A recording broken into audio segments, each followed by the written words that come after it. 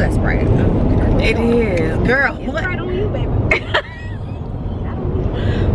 Look at that. Wow. Okay, well, here we go. And I have a shadow right over my forehead, so this is gonna be great. Okay, so I'm gonna bring y'all in. Actually, I'm gonna pull y'all back a little bit. Can I make y'all back? Okay. All right, so we are on our second trip of the month, and we are headed to Maryland. But before we even jump into today's pretty good coffee, as the traffic goes crazy, right? As it goes crazy, I'm gonna ask you to stop what you're doing, press the subscribe button, hit the like button, and hit the bell notification so you're always notified when a new video goes up. And then I want you to grab your coffee of choice or your caffeine of choice and your word, which today it is not a map, it is actually this. And let's get started.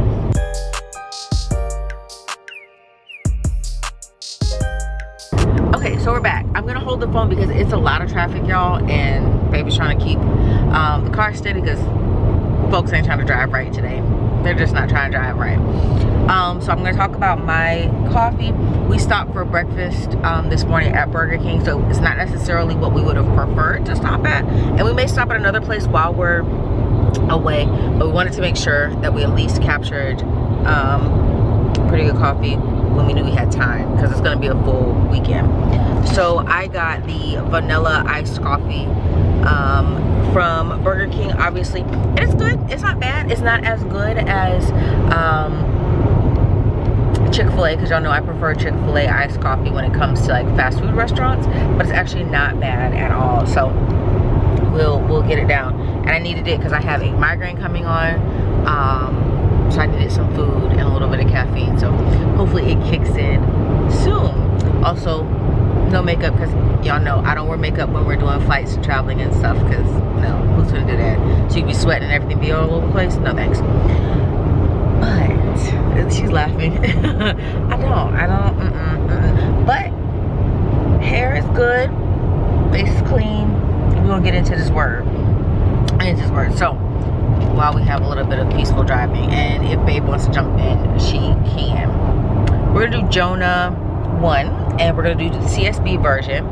Jonah 1 CSB version, and we're gonna do verse 14. But before we do that, I want to give a little context. This is in the very beginning when God had told Jonah to go to Nineveh and to preach, right?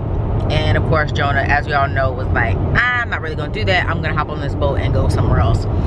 Okay, so a big storm came up. All the sailors were like, what's going on? What's the problem? They cast lots, and they said, we'll figure out who it is that is the culprit, right? The shortest lot was drawn by Jonah. Jonah admitted that he was in defiance, because he had already told them that he was running away from the presence of God, but they asked him, who is this God that you actually serve? And so he said, well, actually, he's kind of the God that created the seas and the dry land and everything else in it. And they're like, wow, you're wild. So you actually was gonna put us all in danger for this? So you should really read Jonah 1. It's actually really, really good. The whole book is good. And they said, well, what should we do? He said, well, cast me into the sea, because it will calm me, because I know that I'm the culprit. But instead what they did was they tried to row harder, even though he gave them the solution to the problem. And it was killing him, by the way. It was throw me into the sea, because y'all, they're in the middle of the ocean. It is a terrible storm. He's not gonna survive that. He's aware, and he's telling them, just throw me in, I know it's my fault, blah blah. But they made a decision to say, no, we're gonna just row harder, let's see what we're gonna do. So I'm gonna read it for you real quick. And this is verse 14, where we pick up on the story. They rowed hard trying to get back to the land. They couldn't get there, and so then that's when they cried out to God. And in verse 14 it says, so they called out to the Lord, please, Lord, don't let us perish because of this man's life, and don't charge us with innocent blood. For you, Lord, have done just as you pleased. Then they picked up Jonah and threw him into the sea, and the sea stopped its raging. So that was verse 15. So verse 14 and 15. So they called out to the Lord, please, Lord, don't let us perish because of this man's life, and don't charge us with innocent blood. For you, Lord, have done just as you pleased. Then they picked up Jonah and threw him into the sea, and the sea stopped its raging. Okay, so I already gave you the history, right? And now we read together how they finally listened to the suggestion of Jonah, but also first called out to God. They were not believers of God when they called out to him. Okay, they all had different gods. He was the only one that was serving the real Lord. But they called out to him and they said, listen here, we realize that what we wanted to do to save his life is not going to work, but don't charge us and don't kill us because we took him away from this land. We didn't know that he was serving you, and then don't charge us with innocent blood because we're about to throw him in the sea.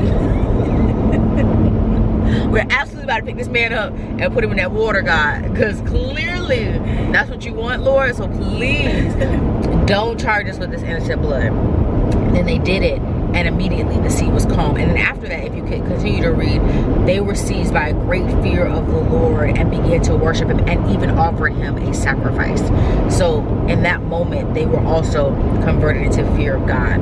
But what I wanted us to gather from those two verses 14 and 15, is one, be really aware of the people that are in your circle or in your boat. Because sometimes people can tell you a part of the thing, because he had told them that he was running away from the presence of God, but he did not share with them the entire story, right? So they had no idea who he was actually serving and the impact it would make on their lives, his disobedience. So you have to be really aware about the people that you allow to be in your personal space. You also have to be really careful about the people that you're going to extend yourself for. Okay? Because just because you're doing a good thing does not mean you're doing the right thing, right? So they were willing to take him for a price to this place. They're like, okay, cool, you want to go there? We'll make it happen for you. But sometimes we're doing something because we think that we're helping somebody out, but really we are helping them to get out of alignment with God's will. And because of that, there are repercussions for us. Okay? So even in the world, if you look at federal law, you can still be charged with things even if you didn't realize that was the law. Ignorance of the law is not a defense. It's not a defense. And the same applies here. And they realized, listen, we're carrying this person with us. We didn't realize what was going on. And we're trying to save him. We're still trying to do the right by him. We're rowing harder to get back to dry land. And the sea got worse. It raged on. That's what the word says. It raged on. You will continue to fight for, show up for, extend yourself for people that God is telling you need to release immediately. And until you do it, there is going to be hell in your life. There will be literal hell in your life. And I am not saying that these are bad people, because I'm not saying Jonah is bad. Jonah's not bad. Obviously, God was calling him to go preach and teach. I didn't say he was bad. I'm saying he was disobedient. Right? And if you connect yourself to people that are living in willful disobedience, that seeps over into your life and you have repercussions and consequences for it. So you have to make a decision. Are you going to have them in the boat or not? And it's better to never allow them entrance so that you don't have to throw them into the sea, because that was what caused conflict for the people that were rowing, the people that were already on the ship. They were like, we don't want to throw him in the sea, God, because we know he's going to die. That can't be your solution. But it was. It was. You have to realize that when you are disobedient, there has to be a radical switch to get back to obedience. Like it's not today I'm going to wake up and yes, that's how it's going to be. No. There is a radical mind shift. Your behavior, your expectations, all of those things have to happen. And this is just a physical manifestation of that. He had been disobedient, and so now God was like, you have to completely surrender and submit everything, including your physical life. You better be dumped into this sea, bruh. And it's not going to make any sense. But here's the thing. Jonah didn't have fear about being dropped into the sea. Nowhere in the word does it say that. Does anybody wonder why? I personally, when I read that scripture, I don't believe that he had fear, because he knew that he had been commissioned to do something. That commission had not changed. The reason that there was a storm was because he had not completed the assignment. So him being thrown into the sea was not saying that he wasn't going to be able to complete it. It was saying that he was going to be able to spare the lives of those men on the boat. And so I think that sometimes we get this idea that, if I submit, I'm going to lose everything. I'm going to die. But the reality is you haven't completed the assignment. So that's not the end game. Are you going to be put in perilous situations? Is it going to be rough for you? Absolutely. But that's your bad because you weren't in alignment. But it doesn't mean always that you're going to die. But it can save your friends if you're that person that's not supposed to be on the boat. So you have to make a consideration, because again, it says, don't let us perish because of this man's life. One, him being on the boat, we have no business. And don't charge us with innocent blood, because now we got to throw him off. Because we realize if we don't get rid of this dead weight, we're all going to be dead. For you, Lord, have done just as you pleased. And when they threw him into the sea stopped its raging. So my question to you is, have you evaluated your circle? Have you evaluated your position in your circle? And how are you setting the boundaries for who enters your boat? Those are things that I want you to consider from Jonah 1 verses 14 and 15. Because in this season, there are going to be things that God is commissioning you to do. But there's also going to be people that are connected to you that are also commissioned to other things. And so to properly support them, you have to put them into a place of obedience. Don't aid and abet people in being disobedient. Do not aid and abet them. It's never going to help you. It's never going to make you a great friend. It's never going to mean that you were a good person. It means that you were a good person who wasn't doing the right thing. So how does that benefit anybody? How does that benefit anybody? So there's multiple sides to this, and I think that my hope is that when we read Jonah, we're all reminded that we are required to complete the assignment. It doesn't matter if we feel ill-equipped. It doesn't matter if it is uncomfortable. It doesn't matter if we just don't feel like it that day. We are required to complete the assignment, and we are also required to protect those who are connected to us by not drawing them into our disobedience. That's it. That's it. That's it. That's all I got. That's all I got. And unless Babe wants to share something with y'all, I'm a hush, because no, it's good. Because I mean, just as you stated, a lot of times as friends, you know how something happens, and so you go tell your friend your side, but you don't tell them the whole thing. Yes. And so of course then they go harping off of what you said. That's good. And running to your defense, when all the while that's not the whole story. It's not what actually happened. So now you're putting them, you know, in a situation that none of you ever had to be in the first place. That's it. And so you really do have to self-examine yourself, just as to who you are as a person. You have to be real and honest with yourself first before you can be real and honest with anybody else. That's good. That's good. Because gossip does create storms, by the way, guys.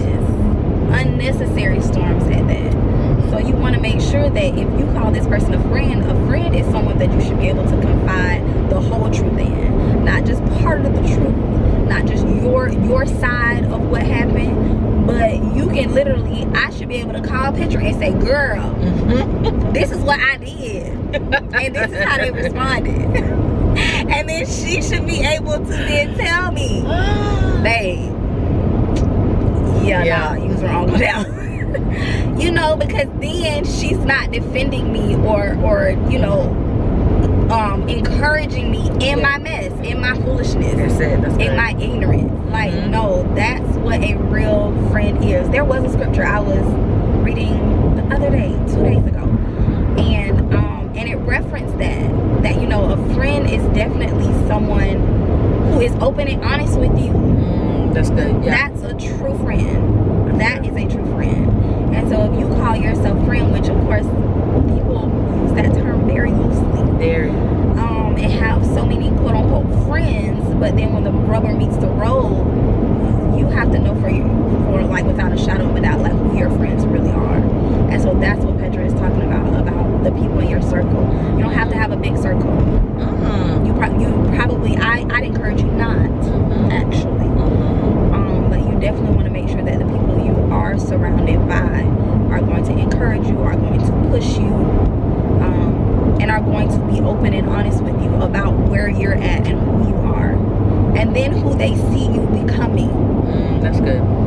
Because that's one thing I can say about our friendship is, yeah, we like I say, we say from ratchet to righteous, because we've been there, we've done those things.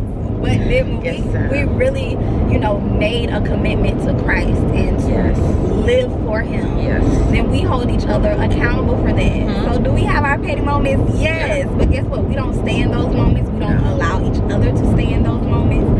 We will literally say, okay, give me this moment. Yes. We have our moment and then we're done. Yes. Because, and we time them. I got 5 seconds. Like, I got 2 seconds. Okay, 1 minute. Okay, give me this. Let's go here really quick. Because we're human. So, you know, sometimes we need those moments, and those moments are okay. But you don't sit and dwell in those moments. You don't become those moments. No. You really, you know, get that stuff out of you. Because that's what it is for us. Yes. We get that stuff out, and then we're done. Yes. And then we don't go back, and we don't feed it and fester that stuff and grow that stuff and groom that stuff. No. You don't do that. You can't do it. That's good. Yeah. That's really, really good. And I like what you said, like, if they're your friend, you should be able to be open and honest. Yes. And Jonah was not open and honest. He was not. He told them apart. Yeah. That's not enough. No. And so you have to try the Spirit by the Spirit. You have to really ask God for the gift of discernment about the people around you and about their truthfulness. And can you be in relationship with them, right? Because again, who you're in relationship with directly impacts the quality of your life. It matters. It matters. It absolutely matters. Like, there may be a lot of people that know us, but we're not necessarily in a relationship with them. Correct. And there's a reason for that. Yeah. There's a reason for that. But the people that we're in relationship with, right? Like, you have to really seek God about that. You have to intentionally nurture that relationship so that both of you feel safe in that space. And then if you realize that that's not possible, you gotta get them out. Yes. You cannot keep them. And that's okay. It's okay, y'all. Like, trust me, I'm sorry, y'all, I have some mind, but you have to really, really, really understand that, one, you removing them from your boat is not going to kill them. Correct. They have their own assignment from God. That don't have nothing to do with you. It has nothing to do with you. You are not strong enough to kill somebody. If you're worried about whether or not your friendship will make or break someone, you shouldn't be in the friendship anyways. That is idolatry. Yeah, you shouldn't hold that type of weight, and they shouldn't either. That. Period. And so if that's the case, then I'm gonna tell you right now, go ahead. Come on, everybody get on the edge of the boat. Let's jump right now. Because it's idolatry. Y'all need a Jonah experience of that one. Yeah. Like, cause you, I mean, that makes my heart stop. Like, and I love my friends, but when it comes to, do they make or break me? No, my relationship with God does that. But that's also, I think, what she's talking about. Once you get into real relationship with God, then you're able to put everything else into proper perspective. And when you can do that, then you can navigate effectively for God, both in ministry, in your jobs, in your relationships, emotionally, mentally, like all the things. They come into proper perspective after you have built an effective relationship with God. And that is the key. That is the key. Because he was running from having a relationship and doing what God had asked him to do. And because of that, he did not care about putting other people in danger.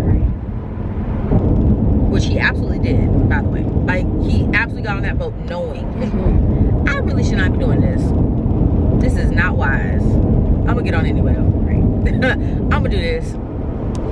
But you know, the further you walk into disobedience, then your God conscience, it subsides. It's almost subdued to the point where you're no longer even necessarily sometimes conscious of the decisions that you're making. So that's why you need to have a God conscience, because your flesh will make you think just what Jonah thought. I'm certain of it. Oh yeah, it's good. It's all like good. Libby said. Yeah, I'm making the job. Yeah, I'm still finna, get on this boat. I told them, what they needed to know. Yeah. But he also knew that they were unbelievers, and so for him to say, correct, I'm running from the presence of my God, he knew that their gods held no weight like his. And so for them, like, oh, okay, cool. Right. That didn't have anything to do with them. That's no problem to them. Right. Because let's also be question that. But think about it too. Their response to him when he told them who God really was. Like, wait, player, Right. now why you, hold on. Why didn't you say that from the beginning? That, which also tells me that they knew that their God did not have the power that his God had, which is why they had no problem saying, sure, we'll take you wherever if you're trying to just, you know, get a little break from your little God or whatever. That's not your little homeboy. It's not your homeboy. But their gods were like that. Right. Because that's something that they would do. But the minute he said he is the one who created the dry land and the seas and everything, and they're like, oh my God, what is this? That is not the kind we serve. Right. What are you thinking? And that's the thing, right? Because a lot of times we think that our witness is limited to traditional forms of discipleship, but the reality is not. That was discipleship even in that moment. For them to be like, whoa, wait a minute, we're in the presence of something completely different. And from that moment to when they threw him over, their whole perspective of their own gods changed. Right.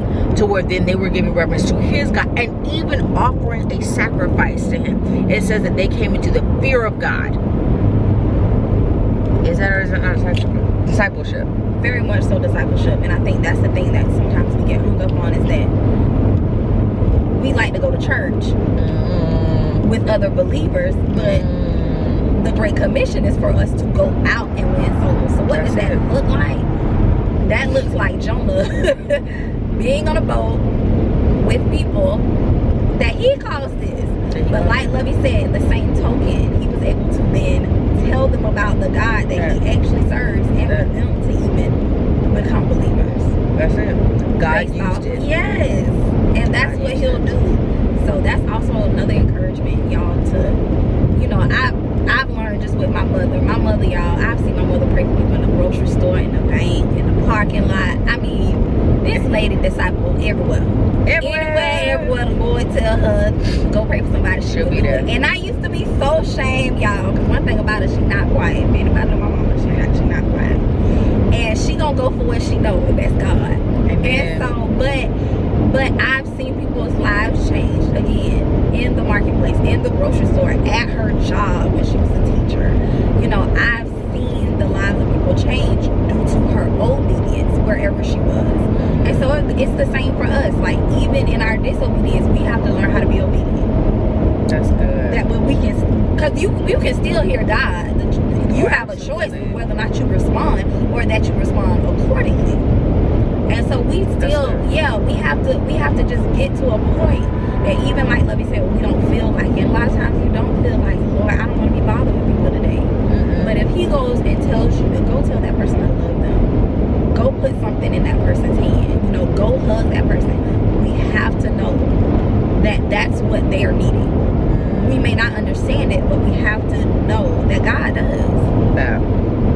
That's really good. And so that's what we bank on. We bank on his understanding, his knowledge, his everything. His everything. Yeah. His everything. Just his everything. Everything. Just all of that. Definitely his everything. Yeah, we bank on that. We don't bank on ourselves. Because in and of ourselves, we know nothing.